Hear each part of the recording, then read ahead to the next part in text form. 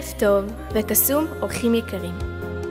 אני עומדת כאן לפניכם מאוד נרגשת ונפעמת מגודל אהבתכם. לאחר 12 שנים של ילדות אני מקבלת על עצמי עול של בגרות.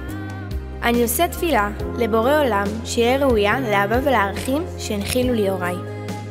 אשתדל להמשיך ולשאת בגאווה ערכים אלו, וכולי תפילה שבורא עולם יחייני חיים טובים וארוכים.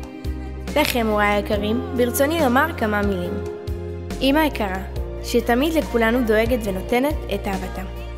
מאחלת אני לך המון בריאות והצלחה, ושתמיד אביא לך רק שמחה. ולך אבא אהוב שלי, שתמיד עובד קשה וטורח, אך גם לחבק ולנשק את אף פעם לא שוכח.